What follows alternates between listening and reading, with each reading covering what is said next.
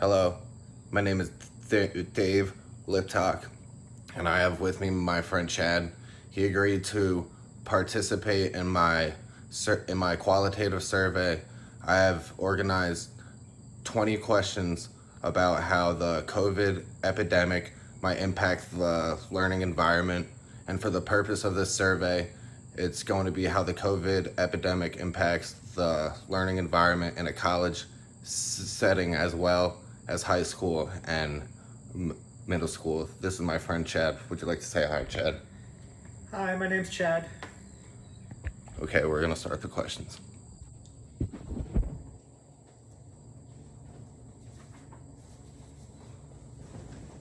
All right, question one. Do you feel that students who are taking online classes in lieu of being in a classroom environment miss out at all from the learning experience? What are some benefits of an online classroom? Well, I think being in the classroom, you can learn a lot more than just being online. Like the teacher can bring in certain stuff that they can be a visual learning experience. You really can't do that on online class because you're just the one person there in front of the computer. But some of the benefits that would be having an online class, you could get that one-on-one help with a teacher instead of having the teacher work with 20 some other kids. You get that one-on-one help. If you have an older sibling home, they can also help you out. They've already been through all that stuff, so they know what they're doing. So you can get help from that. Your parents are there to help you out. Question two. How do you feel COVID restrictions and precautions have affected and will affect the learning experience of current college students? And again, this is, I wrote college in the survey question, but this is for all education. Okay. Well, I know with some students, they need special help, like with kids with IEPs, they need that help. And if they're online at home, they may not get some of the stuff that they're being taught. So example, if they need help with math and they're taking a math class, they won't get the extra help because the teacher is not right there with them, walking them through step by step. Where the other kids, they know what they're doing, so they can just whiz through it and be okay with that. Sure. So in other words, you would say there's a lot of teaching yourself the information involved. Correct. Yep. They'll lay out the curriculum, but there's kind of self-learning involved. Of course, it's going to take some practice, but if say there's a certain concept that a student isn't grasping, then when it's just online. Yep, they're not going to get that one-on-one help because there's nobody there to be there to help them out. Okay. Question three. Do you feel that not having school athletic teams active this fall will have a negative impact on students' success and happiness? Besides the fortification that comes along with the procedure, could there be anything positive out of it? I know with some of the athletes, they go to college, they're there just to play the sports and get an education. And when you're playing sports, that kind of motivates you to get a better grade, because if they get a failing grade, then they can't participate in the sport they're playing. So they wanna achieve a better grade so they can play a sport. And by not having the sport, they may not be motivated to do well in the class or online, so they may get a bad grade. Okay. Would you say that there's kind of like a sense of involvement that's lost by not having sports to participate in? Oh yeah, very much so. Question four. It is often recommended for new freshmen to get their general education classes from a community college and then progress towards university once their major has been established and they are working towards it. Besides saving a significant amount of money, what would be some positives from this? Any cons from picking a community college over state or private university worth highlighting? I think you're going to go where you want to go. I don't think it matters if it's a community college or a university. If you have your mindset of going to a college, you're going to go. Um, and I think if you want to get your general education classes out of the way, that way you may be going in with no major announce, and you may find something that you like doing your general ed classes, and that might push you toward your major. Okay, sure. Question 5. Having a relationship with a significant other is an involved commitment that requires a lot of care and insightful thinking. How could being in a relationship or starting a new one negatively impact a college student? If you're involved with somebody, during the semester, you may want to spend all your time with them and put your schoolwork, second. So your grades may fail. You may fall behind, and there's a good chance that you could flunk out. And of course, these are all possibilities. I mean, we're not saying that not all students who go on to find love while in school, these things will happen to. This is just if they lose focus of their achievements and what they need to focus on. Of course, there are positives of having being in a relationship. We're not going to name them in this interview. I just wanted to cover some risks and precautions for those risks. Moving on, question 6. Do you feel it is important for a new college student to make new friends and form a social network? Why or why not? It's always important to make new friends. You always want to, have your buddies there by your side. If you could be lonely one night, and they could be there to pick you up and have a good time. And or another one, if you're not doing good in a class and your new friends there with you, they could help you out in the class and pick up your grade a little bit. So it's always great to make new friends because they're always a positive on your life and they can benefit from it. So it really sounds like this sense of fellowship. I know we talked about prioritizing a relationship can actually be detrimental towards a person's grades. It sounds like it's at least important, if not to focus on romantic relationship, at least, definitely focus on having a social network of platonic friendships who, like you said, you can get involved with if they're in the same class as you. You can work together to try and focus on the material. I mean, I know this. People can still do this when it's COVID. I know they could probably still meet outside of the class, but again, it's always still nice to have a teacher there to help the students with grasping the concept. Okay. Question 7. Question 7. How impactful do you believe it is to be involved in extracurricular clubs? I don't know if it's impactful, but it's you can if you're not really good at making friends, you can always join a club. That's a good way to make a friend. I don't know, that's a tough one. It's just it could help your it just help you all around. Okay. Well, let me go and change and refocus the question a little bit. Rather than instead of our club or is being in a club beneficial, how might having a virtual club be a different experience to a student who, say, really enjoys a club, really enjoys going to meet with the professor who runs the club and their fellow students who are in the club? How might having it online, how might it affect their experience? Oh, if it's online, then not just the people from your class or your college could be there. It could be anybody in the world, and they may be more knowledgeable than the people that are there at your college.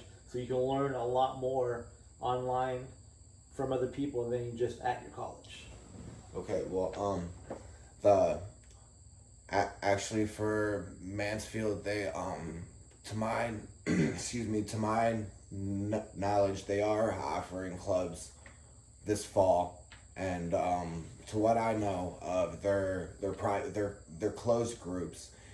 Me, excuse me, meaning that they're private and say for a private closed group, how might it be a different experience for a student rather than going to meet up with everyone who signed up for the club? How might it be a changed experience having it meet online? Just meeting new people that you wouldn't meet in person. Um, I don't know, Alright. That's fine. How important do you think it is for a college student to attend class? Excuse me. If it is in person, what if they claim to really know the material already? Oh, it's always important for them to attend class. That way they can learn new stuff that the class that they're in. And if they don't attend class, then they'll definitely fall behind, and their grades will drop. Question 9. Should a student care about their physical appearance? Where does the line get drawn from wanting to look nice to an unhealthy obsession with physical appearance? Do you believe that dressing fashionably in a formal manner will be ideal compared to dressing rugged and disheveled? Well, a person shouldn't have to worry about what other people think about them. You know, not everybody has money for the new clothes from like the big brand names. You know, as long as they go looking nice, not like ripped up clothes or anything, as long as they can find something, they shouldn't care what people think about them. As long as they're fine what they wear, they should be fine. Sure. Um, Question 10. Do you believe that friends are drawn to be made based on having similar interests? Do you believe that having differing viewpoints in a major area in life, such as vastly differing views on political matters or preference in entertainment, can have a negative impact on friendships? How could friends with two disagreeing viewpoints be something positive? I do believe that you have to have similar interests to be friends. Because if one person likes one thing and another person likes another thing that's totally different, you're not really going to hit it off.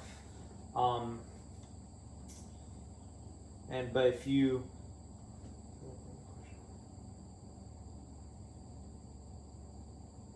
It's 10.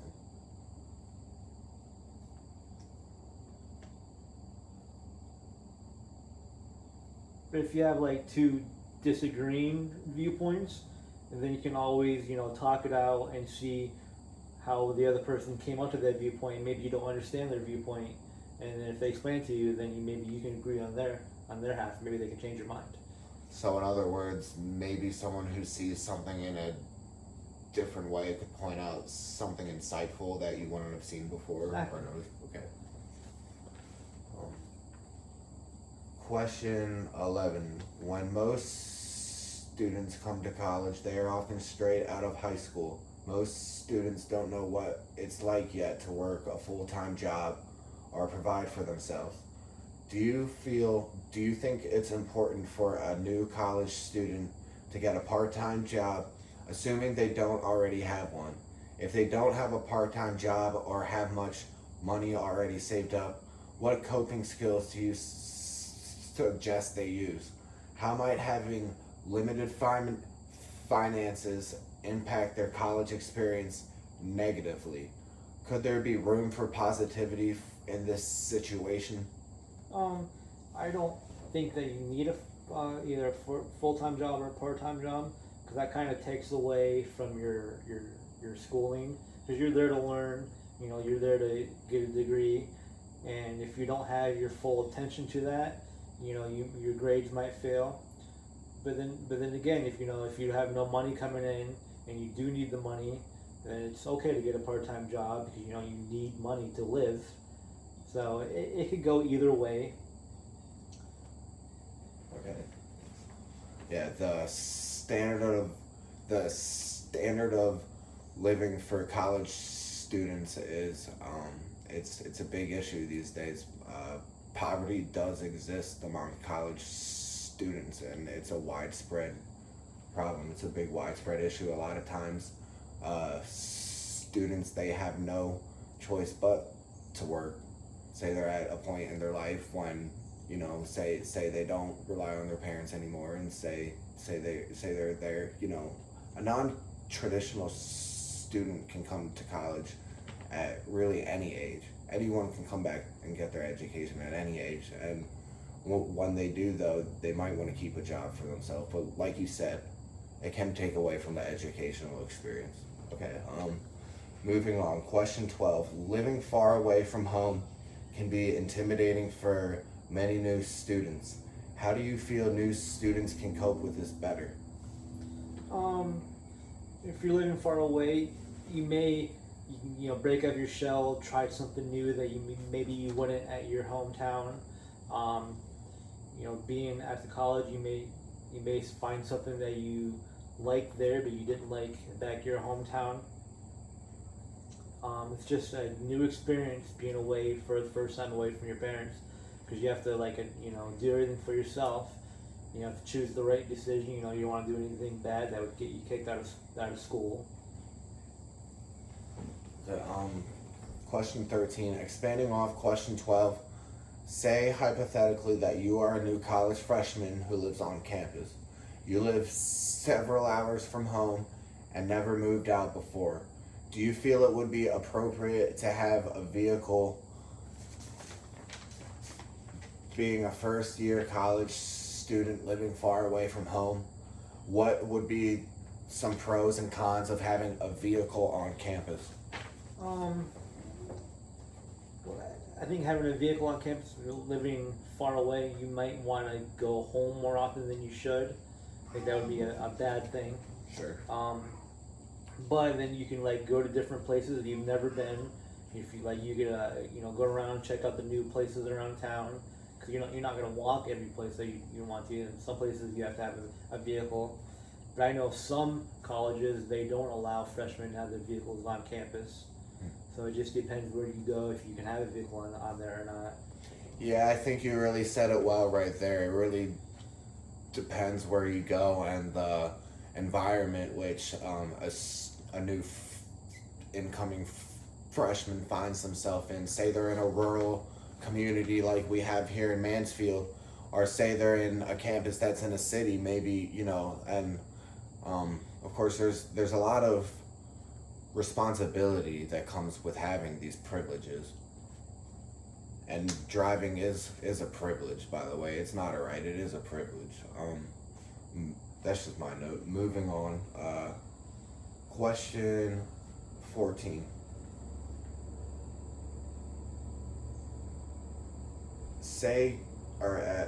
Expanding off the last two questions, say you are a college student who lives far from home. How often do you feel it is appropriate to visit home?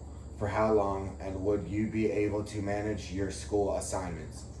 Well, if you look far away, it depends how far. Like if it was just a couple hours, maybe every other weekend, or if something, if a family's getting together, maybe you can just drive home for that. But if you live a couple states away, I would think maybe every time the college goes on vacation, like spring break or Thanksgiving break, then maybe you want to go home, because then usually you're off for a week or a weekend if you can get home. But it just depends how far away that you live. If it's a couple hours, go every other weekend. But if it's too far, then just whenever you can get there from a break from the college. Okay, I'm getting the sense through this interview that a lot of times, often there's not just a definitive answer. I'm hearing a lot of times it's case by case, and I think that's important. I agree with you. That's really important to pay attention to factors and how things are playing out, and then go and decide and move on from there. Moving on, question number 15. Fraternities and sororities, also known as Greek life organization clubs, have been popular for college students to get involved in to get to know others. Can you name any other pros and cons? If you join one of those fraternities, sororities, you definitely meet, new friends, or you may find the love of your life and maybe in the future get married.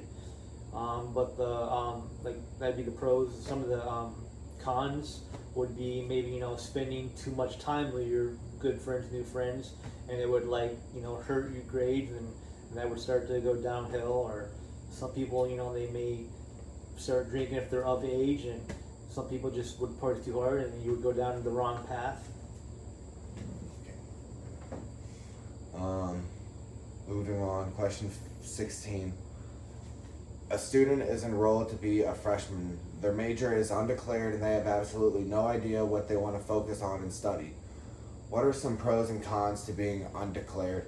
Is there anything the student could do to help guide them in the right direction?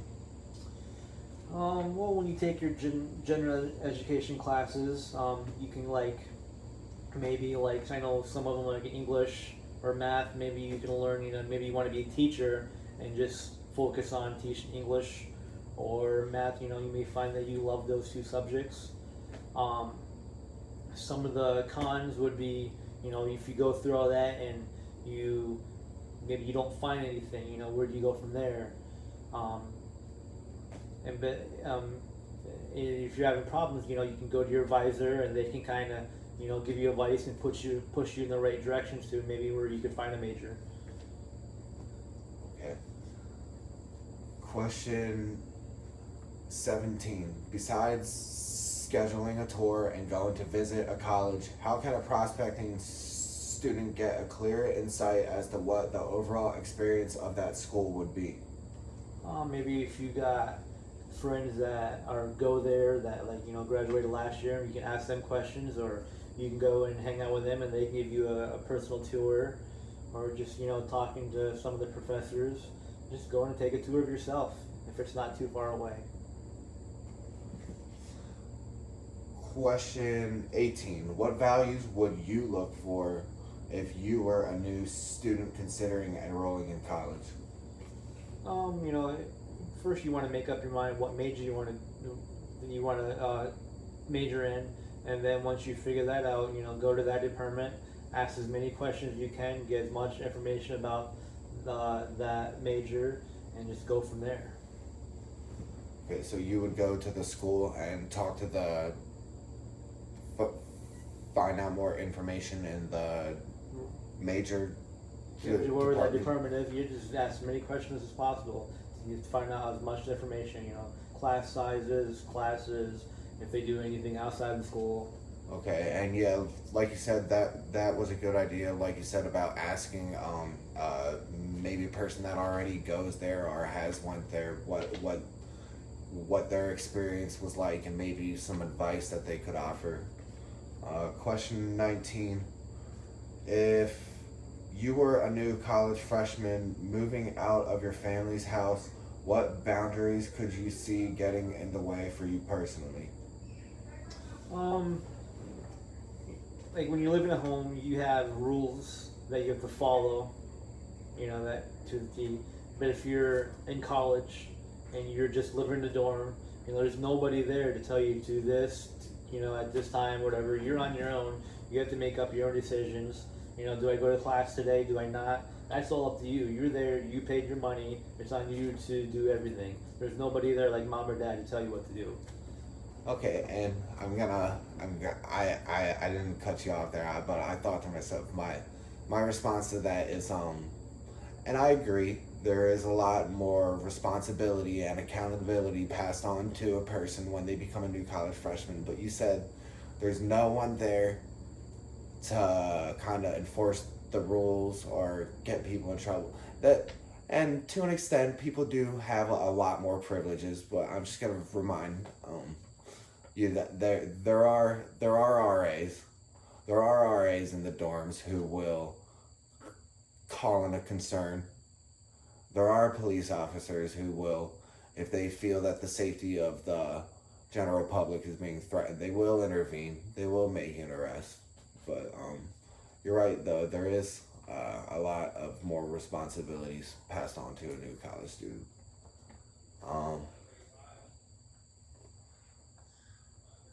Okay, the last question now is question 20. Are there any specific problems, especially right now with the special procedures due to the COVID virus, which you can foresee or point out right now in the collegiate system, which need policy reform? Can you recommend any improvements?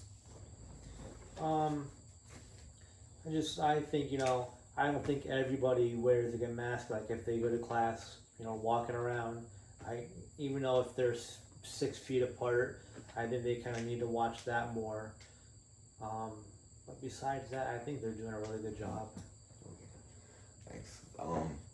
Yeah, I will add that I believe I did. I believe I did hear that there have been problems with enforcing social distancing, and I know that they actually had to remove students from the campus for being non-compliant, for not wearing a mask. I just honestly, I'm left with a lot of questions. I have so many questions about just the regulations and stuff. Like what, say for example, if my girlfriend and I are at the campus or something, are they gonna tell us we have to be 6 feet apart? Like how do they know everyone who's with each other? How, I just think it's and like you said though, I will applaud them that I do believe that they are doing in what is everyone's best interest by having these safety procedures going on this fall.